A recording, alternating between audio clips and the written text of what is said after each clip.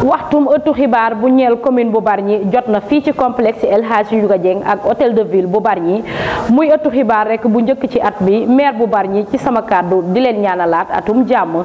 dañu koy dooree rek ak Promoville travaux yi door na fële ca tali bi jëm rek poste de santé bu ginnaaw raay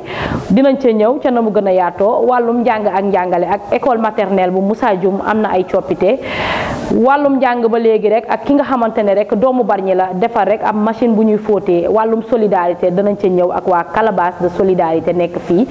ñaareelu ponk bi nag wàllum tàggat yaram lay doon mu soxal rek final yu fi amoon fii ci commune bi bu nee saa rek yaatal geek faram fàcce gi nes gis lay doon.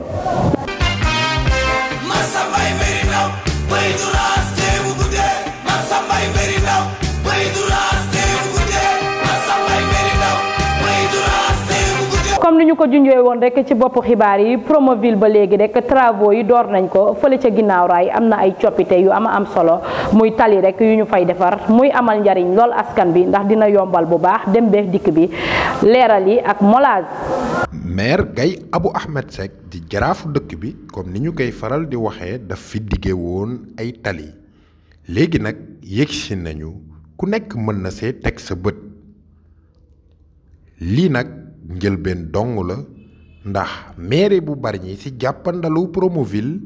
dafa tàmbali tali bi nga xamante ni moo nekk stade yegg ba fenkoon waaye yii ci topp bëri na ndax bu sancub géej ak bu marché Mardi ak bi nga xamante ni mooy Sonadis Ndagañ sancum mbot njolmaan ba EDK yàggatul dara dinañ ko tàmbali fii ci Inter initiative bi askan wi ñu ngi koy rafetlu te nag gis nañu ne lii leen mairie bi diggoon mu ngi wéyal di am liggéey bi nag rafet na dafa doon tali boo xam ne dafay ànd ak éclairage public ànd ak assainissement ñuy ñaan rekk mu yegg ak jàmm ba ñu fekke ko tëtal ko lii nag mairie bu Bargny moo leen ko indiloon ndax ànd seeg Promoville maire Abou Seck di ci gërëm bu baax ki nga xamante ni mooy président Macky Sall ndax méngoo na ak li askanu Bargny di laaj. ñu jàll rek fële ca camp Moussa Dioum bu Bargny école maternelle ba fa nekk te ndongo yi di fa jàngee ndax dañu naan gone moomin la looloo waral rek waa camp Moussa Dioum ak partenaire ya ñu àndal defaraat nañ école bi ba mu am beneen xarkanam bu yees gannaaw ba ñu leen jébbalee caabi yi Alain Ndiour teewee woon na ko. autorité militaire administrative ak scolaire kenn desul ngir inauguration école maternelle bu camp Moussa Dioum lii nag mu am si jàppandal ay seen partenaire allemand ñoom ñi nga xam ni ñoom ñooy groupe de conseil technique bu ambassade bu Allemagne fii ci Sénégal rek jàpp ci bile réfection école bi ñu defar ko ci cadre ba nga xam ne cadre bu mucc ayib la. Au terme de nombreuses audiences et correspondances sanctionnées par de belles promesses, enfin le lieutenant-colonel ancien commandant du bâton de génie démarra le chantier pour la construction d'un bureau et d'une salle informatique. En plus, le groupe de conseil technique allemand s'est engagé à reconstruire totalement l'école maternelle. Ainsi, dans un délai si court, l'entrepreneur Koulibaly a bâti cette belle œuvre flambant neuve et de qualité. Monsieur Thomas Wixeler, représentant de l'ambassadeur de la République fédérale d'Allemagne au Sénégal, par ma voix, l'ensemble du personnel de l'école maternelle et nos chers enfants vous remercie du fond du cœur. daanaka ñi fa jël kàddu ñëpp dañooy rafetlu bii action ndaxte dina permettre rek xale yi nga xam ni ñoom ñooy jàng ci biir école maternelle ñu jàng dans un cadre idéal pour un meilleur devenir. Monsieur Djibril Faye di troisième adjoint au maire moom tamit desul gannaawam gannaaw ba mu teewee ci bile cérémonie muy rafetlu liggéey bi nga xam ne Allemand yi am nañ ko fii ci école maternelle camp Moussa Dioum. Vous ne pouvez pas voir l'importance et l'intérêt de ce que vous avez fait parce que vous avez fait pour des enfants, je dis bien, qui investit chez les enfants et fait le meilleur investissement parce que les enfants constituent l'avenir. Au moment où on parle de la promotion des ressources humaines, vous investissez encore sur les ressources humaines. Là encore, c'est très important. Parce qu'en préparant ces enfants à partir de la maternelle, on prépare notre avenir, mais on prépare ceux qui auront la charge de nous gérer, aussi bien sur le plan civil que sur le plan militaire. Conscient du fait que l'éducation est un sacerdoce, vous ne ménagez aucun effort pour que ces enfants innocents que vous recevez soient bien formés, mais surtout bien éduqués, au bénéfice exclusif des parents et de la communauté. Ainsi, par ma voix, nous vous présentons tous nos remerciements et toutes nos félicitations pour tous ces honorables résultats obtenus à l'arrache grâce à votre abnégation et votre détermination. muy bonne volonté artiste su dëkk bi kenn desul gannaaw jàpp ci décoration bi loolee tax ñoom ñi nga xam ne ñoom ñoo jiite bi école di rafetlu jàpp ji bi ngi jàpp ñoom ñiy rafetlu jàpp bi nga xam ne jàpp nañ ko ci liggéey bi. Nos remerciements vont à l'endroit de M. Djibril Faye, 3e adjoint au maire, et Amadou Gueye, et de façon remarquable pour le soutien constant à l'école maternelle du Gamou Sadio. Je remercie le colonel Camara, le Dirigène, pour son soutien aussi inlassable à l'école maternelle du Gamou Sadio. Enfin, je remercie tous ceux qui, de près ou de loin, ont contribué à la recherche, à la réalisation de cet ouvrage de qualité. wàllum njàng ak njàngale la ñuy desandi ba léegi rek ak wàllum science bi la yoon rek doomu Bargny bi defar rek ab machine bu ñuy fóotee la mu ca jublu nag du leen loo dul rek jàppale rek soxna yi fi nekk rek ngir rek du ñu amati benn jafe-jafe ca boobule wàll Lamine Seck moo ñuy xamalek bile machine. li ñuy woowee inventeur am na fii ci Bargny ñu doon nag ay ndawu dëkk bi di liggéey ci jumtukaay yu xarañ ngir mën a yokk tawféex ci njaboot yi. ba tax na mu amoon délégation bu mucc ayib jugee ci assemblée nationale ñu koy woowee pencum ndaw réew mi ñëw fii ci Bargny seet ci ki nga xamante ni mooy Abdoulaye Samba moom mii defar bile machine bi tudd Ndeye Sène Mamadou Lamine Diallo ak député Aïda Mbodj def déplacement yéeg ci seen kër visiter li nga xamante ne mooy machine bi. machine bi dama daan xool jigéen ñi ñuy fóot difficilement ma ne kon affaire yi mën na changer pour ñu mën a dépenser moins d'effort moo tax ma amoon xalaat defar machine bi sama yaay également dama daan gis aussi buy sangu di utiliser gaz wala fourneau donc avec machine bi day ñëw ubbi benn robinet am ndox mu tàngam en même temps aussi mën nañ ci sang xale yi donc aussi soxlawoo ndox mu eau usée bi ngay génne ci mbedd bi di ko tuuri donc parce que machine bi dañ ko raccordé directement au puits perdu. pour taxawal ko d'abord am na partie théorique mooy mathématique physique chimie des dessins loolu bu weesoo le matériel lépp mu ngi ci marché Sénégal à Bargny lépp mën naa ko jënd fii muy fer bi ay tôle polystyrène moom dama koy for donc verre bi donc yaatu. bile jumtukaay comme ni ngeen ko gisee nekk na la nga xamante ni dafay fóot. te fóot boobu sax day créer énergie boobu noonu de mooy tàngal li nga xamante ne mooy ndox mi mën nañ ci sang xale boole ci it mën nañ ci def yeneen ak yeneen ndax dina sotti sax ndox buy tàng ba pare boole ci doo am benn problème pour dugg sotti pour tuuri ndox mi nga xamante ne moo ciy génn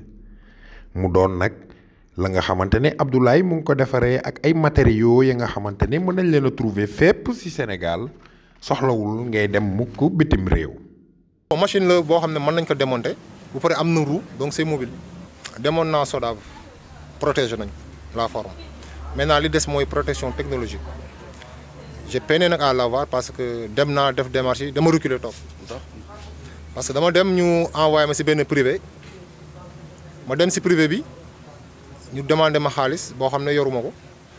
léegi ma toog. wax na ki nga xamante ni mooy député Aïda Mbodj ak député Mamadou Lamine Diallo. nee na ñu dinañu ko jàppale lu ñu mën ba pare dinañ ko siwal fi nga xamante ne mooy pencum ndaw réew mi ba mu mën a jëriñoo bile invention Sénégal gépp jëriñoo ko. donc kontaan nañ lool ci moom un enfant ingénieur polytechnicien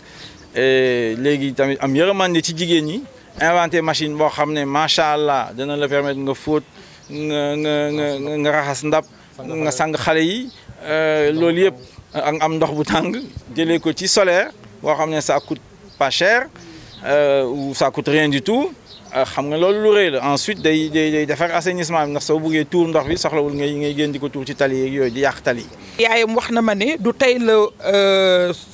inventé loo xam ne day dimbali jigéen parce que def na fourneau boo xam ne fourneau solaire la te ku xam fourneau solaire ci jamono jii ñu nekk xam ne ñor na.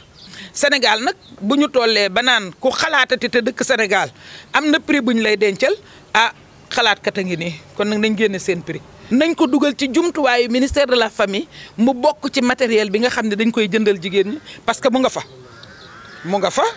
fa woon bu yàgg mais mu nga fa ba léegi matériel bi ñuy génne xaalis bi ñuy génne pour du jënd ci matériel jigéen ñi suñu paree nag ñun ak Mamadou dinañ dugg génn wax ak ñi ñu war a waxal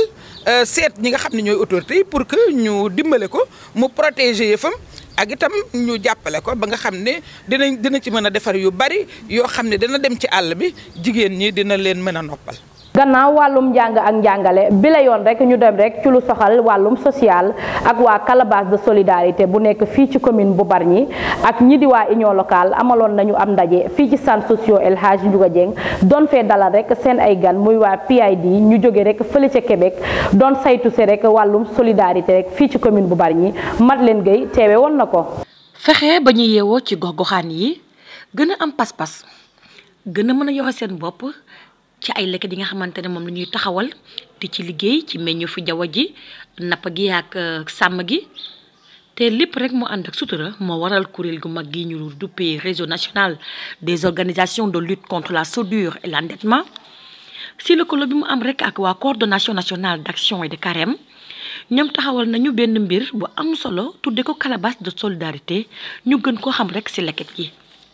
li ñu fi def nii tey c'est pas la première fois ñu def ko Bargny yàgg nañ fi ñëw si calebasse de solidarité bi tey nag li si am importance mooy dañ fa ñëw ànd ak ñeneen ñoo xamante ni dañu doon dégg calebasse bi rek autour bi organisation bu ñuy wax CNCR nga xam ne FENAGIPES membre la fa ni fa nee membre FENAGIP membre fondateur yi la fa. si loolu noonu lañ présenté calebasse solidarité bi si foofu noonu mu amal leen solo trop ñu yëkkati loolu noonu pour yóbbu ko si beneen réew boo xamante ni néew Sénégal. mu nekk Canada ñu nekk ay jigéen yoo xamante ni ay agricultrices lañ comme seen naataangoo jigéen ñi ne fii au niveau Bargny di yëngu si wàllu transformation produits halieutiques. fii ci suñu réew juróom-ñeenti diwaan la ñu tànn dugal fa projet leket gi ngir tàggat askan wi ba ñu mën a yore seen bopp te ay bor du leen topp kuréelu leket yi nekk fii ci Bargny nag doon dalal fukki fan ak ñett ci weeru janvier atum 2020. jigéen yi nga xamante ne ñoo bokk ci CNCR ak seeni partenaire mooy ay soxna yu bawoo rek ci réewum Canada di ay baykat yu ràññeeku foofu ci seenam réew. perspective yi bëri na bi ci njëkk mooy liñ ci bëgg mooy buñ paree ñu nouer des partenariats avec UPAD boo xam benn organisation bu am doole la regroupé ay baykat yu jigéen ak yu góor nekk fële yu ñuy wax Québec ñoom biñ jëlee seen kàddu seen bureau wax nee nañ affaire calebasse solidarité bi intéressé na leen li tax muy intéressé leen mooy li ñuy wax aspect solidarité bi nekk ci biir dimbalante bi am ci biir entre membres yi daam bi ba mu jëlee kàddoom nee na li ko ci gën a intéressé mooy force bi nga xamante ni jigéen ñi am nañ ko autour de la calebasse di réunir pour faj ay soxla yoo xam ne dafa jëm ci wàllu éducation wàllu santé wàllu nourriture fexe daal ba képp ku yëngatu ci calebasse bi jafe-jafe bu am mu mën ko saafara. gannaaw nag biñ leen dalee ci complexe socioculturel El Hadji Ndiouga Dieng bu Bargny kenn ku nekk ci ñoom andi na xalaat ak liggéey bu rafet ñu leen di fàttali nag réseau de calebasse de solidarité bi nga xamante ne moo nekk fii ci Bargny ci njiitalu Oulimati Kébé madame Thiam ñu gën ko xam ci Mami Kébé. bile ëttu xibaar nag ñu jeexalee ko rek wàllum tàggat yaram ak final navétane yu amoon fii ci commune bu Bargny Gaye Abou Ahmed Seck nekkoon parrain wu final yi teewe woon na ko gannaaw ba mu leen joxee rek ay subvention rek yu am solo jàppale leen rek ba seen ay final gën a mën a yomb suñu sportif maison l'homme qu'il faut teewe woon na yooyu le final. navétane édition 2019 amaloon noonu ay final yu am solo ci diggante ñaari équipe yu am gannaaw kii di Baye ak buy mbëkk maire jàppale na leen ci wàllu koppar ak wàllu trophée parrain itam ak marraine yi comme ku mel ni Koura Diouf bokk ci ñoom téye na bu baax ci bés bi. Babacar Diagne di président zone 4A bu Bargny di remercier ñëpp ñi jàpp ci bés bi di rafetlu fair play yi équipe yi am durant compétition yi. ma siy profité aussi remercier le maire de la commune de Bargny monsieur Guèye Abou Ahmed Seck très sincèrement nous lui disons merci parce que ren bu nawetaan amee c'est grâce à lui parce que si njëlbeen ñun ñoo demoon seeti ko donc mu accompagne ñu ci et que mu doon loo xamante ne vraiment bon dañu ko si rendre hommage donc di ko gërëm di ko sant par rapport ak aussi les trophées ak li mu ñu mettre à disposition pour que ñu mën a organiser lii. donc ci loolu aussi dans ci profiter aussi remercier ma sœur aussi Koura Diouf wax dëgg yàlla am nañu mbégte si réaction bi mu def aussi sur les zones de Bargny donc vraiment am nañ contenté am mbégte ñuy. lii di fête de la jeunesse de Bargny ànd ay une forte délégation bokk ci ñoom. la jeunesse bargnoise ñoo soxla ils nous ont invité pour ñu ñëw bokk ak ñoom fête donc ma bëgg tàmbalee rek remercier ci Mbaye Diagne bi nga xamante ne moom mooy président zone bi ma nammee ba boole ma ci bokk ñu boole la ci aussi loolu dara daaxu ko maa ngi ko ciy remercier bu baax a baax ñu am occasion ñëw communier avec la jeunesse de Bargny fekkee ci cette grande fête de la jeunesse opposé deux ASC yi nga xamante ne suñu ay mbokk lañu suñu ay dëkkandoo lañu muy Guy Mbëkk ak Baye message bi mooy mën nañu fo mais lépp na ànd ak dal lépp na ànd ak tey par le passé Bargny a connu des moments yi nga xamante ne ni ci nawetaan la jógee ñaanatuñu yàlla dund lu mel noonu fii ci Bargny. la maire Abou Seck joxe coup d'envoi profiter di lancer am message jàmmale ko ci jeunesse bu Bargny ñu jàpp ni final bi Baye moom mujjee gagné Guy Mbëkk 3-2. monsieur Abdou Aziz Ndiaye mi yore sport ak jeunesse fii ci Bargny di dellu ci soleil bés bi. moment de fête yi di remercier les organisateurs le président Mbaye Diagne ak l'ensemble de la zone di rafetlu bu baax teewaay bi massivement bëggoon a wane rek toute ma fierté à l'endroit de la jeunesse de Bargny. finalu tey bi dañ fi ñëw rek pour fo ak ree parce que jeunesse su Bargny tey moo aye tey muy la zone 4A et ñuy ñaan lépp ñu fubal ko ci fair play ci jàmm ak salaam et que le meilleur gagne. accompagnement yi tax doolu si def naa tout est fait prêt lépp nga xam ne waroon ngeen ko accompagner jeunesse su Bargny accompagner nga leen. waaw je pense que ne zone bu nekk maire jox na la trophée senior ak trophée cadet ak trophée cadet plus 1,3 million par zone. loolu mu jàppale ko zone bu ne zone bi aussi tam ñoom am nañu seen taxawaayu bopp bu tax li nekk ci table ji yëpp aussi mu mën a sakkan macha allah donc ñu siy sant borom bi bu baax di ñaan yàlla déwén yi di ñëw mu gën a yomb te gën a bëri pour que jeunesse bi gën di mën a kontaan gën di mën a bég ci action yi.